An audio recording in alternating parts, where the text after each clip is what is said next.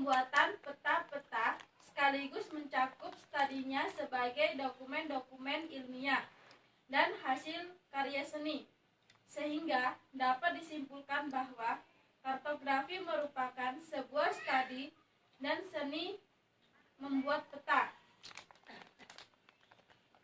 Sejarah perkembangan peta terbagi menjadi 3, yaitu yang pertama, periode awal. Pengetahuan mengenai teknik menggambar lokasi atau sesuatu yang menunjukkan suatu tempat sudah ada sejak 2300 sebelum Masehi oleh bangsa Babilonia. Pada mulanya, peta digambarkan pada batu atau tanah liat berukuran kecil sebagai petunjuk arah. Namun, pada zaman Yunani kuno, perkembangan peta sangat pesat. Semakin berkembangnya ilmu pengetahuan, perkembangan pembuatan peta pun mulai memasuki ranah matematis. Yang kedua, periode pertengahan. Pada periode pertengahan, lebih tepatnya abad ke-15 sampai 17, perkembangan peta menjadi lebih maju. Pembuatan peta pada abad ini masih menggunakan tangan dan disebarluaskan secara terbatas. Tidak jarang masih banyak kesalahan-kesalahan yang terdapat pada peta seperti informasi orientasi yang tidak sesuai atau skala yang tidak proporsional. Hal tersebut dikarenakan masih minimnya peralatan yang digunakan sehingga semua bergantung pada ingatan dan imajinasi kartografer yang membuatnya. Kemudian yang ketiga yaitu periode modern. Memasuki periode modern yakni di atas abad ke-17. Perkembangan peta dimulai memperhatikan akurasi dan presisi objek yang digambarkan. Seiring dengan perkembangan zaman ke era digital, pembuatan peta pun beralih menggunakan berbagai peralatan.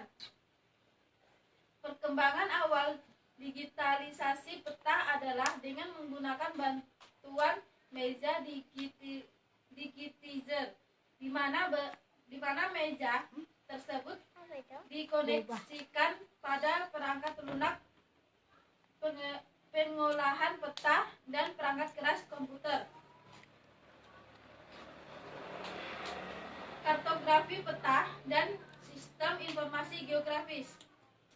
Pemikiran seseorang mengenai sesuatu yang memiliki posisi dapat dikategorikan sebagai salah satu informasi spasial. Penuangan informasi spasial tersebut dapat dilakukan melalui berbagai cara. Salah satunya adalah dengan gambar visual dari suatu realita. Terkait dengan pembahasan ini, informasi spasial yang terdapat pada pikiran manusia dapat dipetakan. Sebagai contoh sederhana adalah pembuatan peta lokasi yang mencakup rute rumah menuju ke rumah sakit. Kartografi dan peta.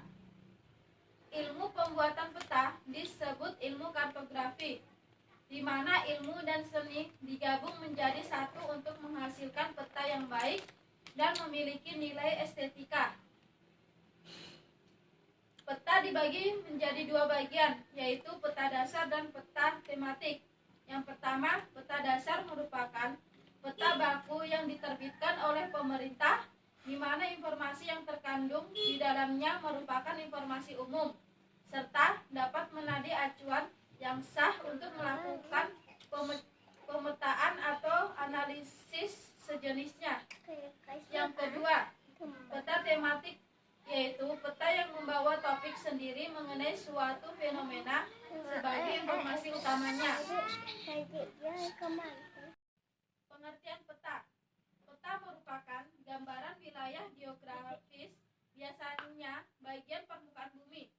Peta bisa disajikan dalam berbagai cara yang berbeda, mulai dari peta konvensional yang tercetak hingga peta digital yang tampil di layar komputer. Menurut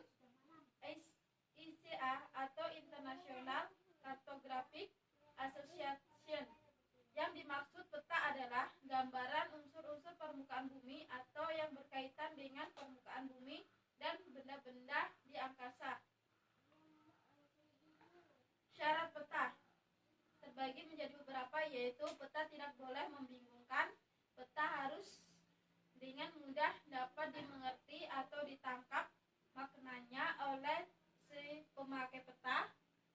Peta harus memberikan gambaran yang mendekati keadaan sebenarnya. Karena peta itu dinilai melalui penglihatan atau oleh mata, maka tampilan peta hendaknya sedap dipandang. Penyusunan peta. Yang pertama, data geografis. Untuk menyampaikan ide melalui peta dari berbagai hal kedudukannya dalam ruang muka bumi, di mana objek atau objek geografi yang akan disampaikan, penyederhanaan objek geografis dalam peta terdiri dari titik. Bentuk titik ini misalnya sebuah menara, tugu, dan sebagainya. Garis, misalnya sungai dan jalan. Luasan, misalnya bentuk-bentuk penggunaan tanah, danau, dan sebagainya. Yang kedua, proyeksi peta. Pada prinsipnya, arti proyeksi peta adalah usaha mengubah bentuk bola atau bidang lengkung ke bentuk bidang datar dengan persyaratan sebagai berikut. Bentuk yang diubah itu harus tetap. Luas permukaan yang diubah harus tetap. Jarak antara satu titik dengan titik yang lain di atas permukaan yang diubah harus tetap. Oleh karena itu, dapat membuat rangka peta yang meliputi wilayah yang lebih besar harus dilakukan kompromi ketiga syarat di atas. Berikut ini merupakan gambar jenis proyeksi berdasarkan bidang asal, yaitu yang pertama azimutel, kemudian kerucut, dan silinder. Masing-masing proyeksi yang dipakai seluruh dunia. Dalam dua belahan bumi dipakai proyeksi zenitel kutub. Peta-peta statistik atau penyebaran penduduk hasil pertanian pakai Molweide. Arus laut iklim pakai Molweide atau gel. Daerah kutub proyeksi Lambert, proyeksi zenitel sama jarak. Kemudian yang ketiga yaitu daerah belahan bumi selatan, sinusoidal, Lambert, Bone. Untuk daerah yang lebar ke samping tidak jauh dari khatulistiwa, pilih satu dari jenis proyeksi kerucut. Proyeksi apapun sebenarnya dapat dipakai. Ketiga, tata warna dan simbol. Agar peta dapat dengan mudah dimengerti oleh pengguna peta, pemakaian tata warna dan simbol-simbol sangat membantu untuk mencapai tujuan tersebut. Tata warna. Penggunaan warna pada peta dapat juga pola seperti titik-titik atau jaring, kotak-kotak, dan sebagainya ditunjukkan untuk tiga hal, yaitu untuk membedakan, untuk menunjukkan tingkatan kualitas maupun kuantitas atau gradasi, untuk keindahan. Simbol. Untuk menyatakan sesuatu hal ke dalam peta tentunya tidak bisa digambarkan seperti bentuk benda itu yang sebenarnya, melainkan digunakan sebuah gambar pengganti atau simbol. Bentuk simbol dapat bermacam-macam, seperti garis, titik, batang, lingkaran, bola, dan pola. Komponen peta. Komponen peta terdiri dari beberapa hal, yaitu sebagai berikut. Yang pertama, isi peta. Isi peta menunjukkan isi dari makna ide penyusun peta yang akan disampaikan kepada pengguna.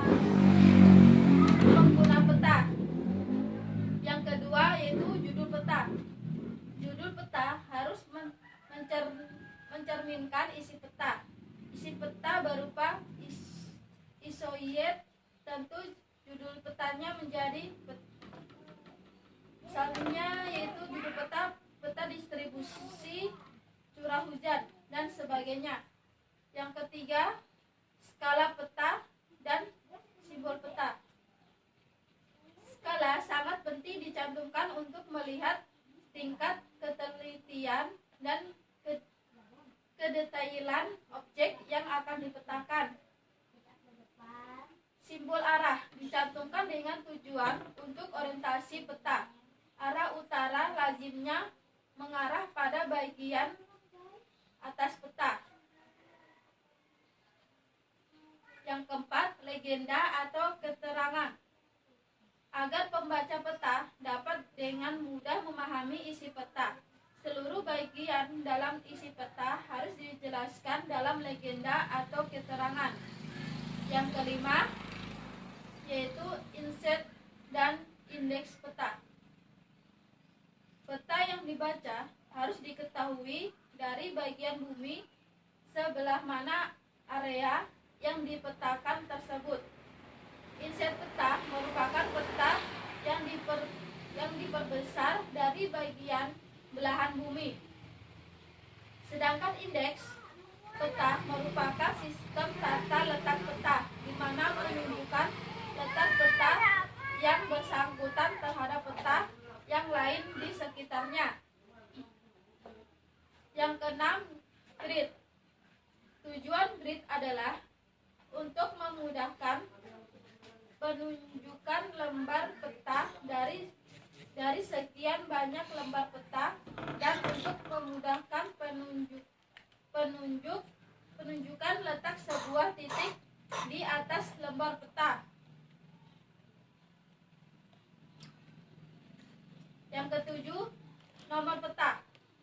Penomoran peta penting untuk lembar peta dengan jumlah besar dan seluruh lembar peta terangkai dalam satu bagian muka bumi.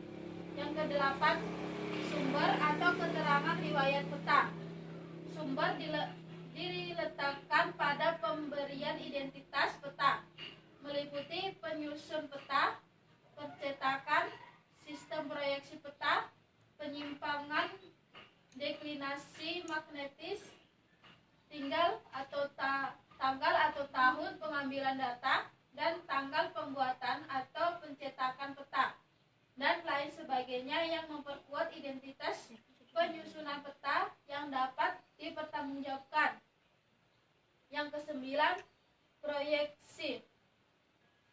Permukaan bumi adalah bidang lengkung dan peta atau baik yang tercetak maupun dalam bentuk gambar di layar komputer adalah bidang datar. Artinya, semua peta tidak terkecuali globe atau bola dunia mengalami distorsi dari bumi yang sebenarnya.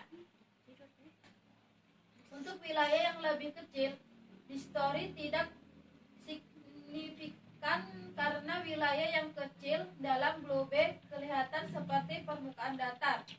Untuk wilayah yang lebih luas atau untuk tujuan yang butuh akurasi yang tinggi, bagaimanapun distorsi merupakan hal yang sangat penting. Jenis proyeksi yang sering kita jumpai sehari-hari adalah proyeksi gubahan, yaitu proyeksi yang diperoleh melalui perhitungan. Salah satu proyeksi gubahan yang sering digunakan adalah proyeksi Mercator. Proyeksi ini merupakan sistem proyeksi silinder, konform, sekant, dan transversal. Yang ke-10 yaitu skala. Ukuran peta dalam hubungannya dengan bumi disebut dengan skala. Biasanya dinyatakan dengan pecahan atau rasio atau perbandingannya. Sebagai contoh skala 1/10.000 artinya jarak 1 cm di peta ekuivalen dengan 10.000 cm di lapangan. Sebagai perbandingan, skala ini akan ditunjukkan sebagai 1/10.000. Jika penyebut makin besar atau pecahan makin kecil, maka semakin luas permukaan bumi yang dapat ditunjukkan dalam peta tunggal. Oleh karena itu, peta berskala kecil akan menunjukkan sebagai bumi yang lebih luas, dan peta berskala besar relatif menunjukkan bagian bumi yang lebih kecil. Yang ke-11, koordinat. Secara teori, koordinat merupakan titik pertemuan antara absis dan ordinat. Koordinat ditentukan dengan menggunakan sistem sumbu, yakni perpotongan antara garis-garis yang tegak lurus satu sama lain. Sistem koordinat yang dipakai adalah koordinat geografis atau geographical coordinate. Garis bujur adalah garis khayal yang menghubungkan kutub utara dan kutub selatan, mengukur seberapa jauh suatu tempat dari meridian. Sedangkan garis lintang adalah garis khayal di atas permukaan bumi yang sejajar dengan khatulistiwa untuk mengukur setiap jauh suatu tempat di utara atau selatan khatulistiwa. Ke-12 yaitu legenda. Legenda adalah penjelasan simbol-simbol yang terdapat dalam peta. Gunanya agar pembaca dapat dengan mudah memahami isi peta. Contohnya, simbol legenda adalah ikon-ikon yang melambangkan bangunan, perbedaan warna yang melambangkan elevasi, perbedaan jenis garis yang melambangkan batas-batas atau jenis ukuran jalan, titik dan lingkaran yang menunjukkan populasi suatu kota. Yang ke-13 yaitu arah. Simbol arah dicantumkan dengan tujuan untuk orientasi peta. Arah utara lazimnya mengarah pada bagian atas peta. Kemudian berbagai tata letak tulisannya mengikuti arah tadi sehingga peta nyaman dibaca dengan tidak membolak-balik. Yang ke-14 yaitu elevasi. Salah satu unsur yang penting lainnya pada suatu peta adalah informasi tinggi suatu tempat terhadap rujukan tertentu. Unsur ini disebut dengan elevasi, yaitu ketinggian suatu titik di atas muka bumi dari permukaan laut. Atau kartografi menggunakan teknik yang berbeda untuk menggambarkan ketinggian, misalnya permukaan bukit dan lembah. Yang ke-15 yaitu jenis peta. Jenis peta dapat dibagi menjadi 3 kategori, yaitu peta umum. Biasanya terdiri dari banyak tema dan memberikan gambaran umum. Yang kedua yaitu peta tematik, yang terdiri dari suatu atau beberapa tema dengan informasi yang lebih dalam atau detail. Peta tematik juga dapat menunjukkan hampir semua jenis informasi yang beragam dari satu tempat ke tempat lain.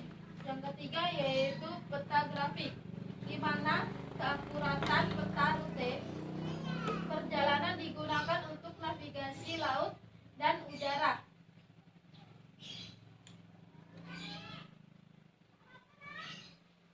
Berdasarkan metode pembuatannya, peta dibedakan menjadi peta kualitatif dan peta kuantitatif, yaitu peta kualitatif terbagi menjadi 3, yaitu metode korokonatif dengan menggaris tipis dan memberi warna. Yang kedua, metode korokomenatik menggunakan tanda simbol pada peta dengan huruf, misalnya pohon, manusia, biji-bijian, atau mineral. Yang ketiga, metode indeks figur menggunakan simbol kurang, tambah, atau VV. Peta kuantitatif. Peta kuantitatif mempunyai peta kuantitatif yaitu peta yang menggunakan garis-garis yang menghubungkan daerah-daerah yang mempunyai kesamaan. Contohnya, yang pertama isotep adalah garis-garis yang menghubungkan daerah-daerah yang sama temperaturnya. Yang kedua, isoplet adalah garis-garis yang menghubungkan daerah-daerah yang sama ketinggiannya. Yang ketiga, koroplet adalah garis-garis sejajar pada peta yang berbeda intervalnya. Fungsi peta. Peta bisa menjadi petunjuk bagi wisatawan atau menjelaskan dunia dengan menyertakan jenis informasi geografis khusus. Peta dapat digambar dengan berbagai gaya, masing-masing menunjukkan permukaan yang berbeda untuk subjek yang sama yang memungkinkan kita untuk memvisualisasikan dunia dengan mudah, informatif, dan fungsional. Beberapa fakta penting berikut ini yaitu: pertama, tidak ada peta yang sempurna. Yang kedua, tidak selalu menjadi tidak update. Yang ketiga, peta adalah bias. Penggunaan peta. Kegunaan peta tergantung pada sejenisnya. Peta topografi yang skalanya kecil dapat memberikan gambaran secara luas tentang muka bumi yang digambar di peta. Peta tematik atau khusus digunakan untuk tujuan tertentu. Misalnya, peta persebaran penduduk, peta iklim, peta persebaran flora dan fauna, dan sebagainya. Pemetaan. Pemetaan adalah proses pengukuran, perhitungan, dan penggambaran permukaan bumi atau terminologi atau geodesi dengan menggunakan cara dan metode tertentu sehingga didapatkan hasil berupa soft copy maupun hard copy. Peta yang berbentuk vektor maupun raster. Praktek pemetaan ini juga mengkomodasi perkembangan teknologi serta kebutuhan dan perencanaan. Kemajuan di bidang pemetaan. Sejalan dengan kemajuan ilmu pengetahuan dan teknologi, bidang pemetaan mengalami kemajuan yang baik. Pengumpulan data-data geografis secara manual diperkuat dengan teknologi seperti foto udara, foto satelit, radar, dan sebagainya. Suatu sistem yang mampu menginformasikan peta yang banyak dalam waktu yang cepat melalui sistem informasi geografis atau sistem informasi geografis yang tentunya dengan komputerisasi. Peta digital dan konvensional. Peta digital adalah peta rupa bumi hasil proyek digital mapping yang dimulai Kesultanan pada tahun 1993, yang seluruh tahapan produksinya menggunakan digital, mulai dari kompilasi foto udara pada alat fotogrametri, analitis, proses editing, dan desain kartografi sehingga persiapan separasi warna sebelum dicetak offset. Berikut ini perbedaan peta digital dan peta konvensional. Peta digital dihasilkan dan kompilasi foto udara yang diambil dari pesawat terbang atau airborne. Hasil digitasi peta analog atau peta kertas tak terhindarkan dari kesalahan akibat skala dan generalisasi. Sekian pemaparan materi dari saya. Mohon maaf jika ada kekurangan. Saya akhiri. Wassalamualaikum warahmatullahi wabarakatuh. Waalaikumsalam warahmatullahi wabarakatuh.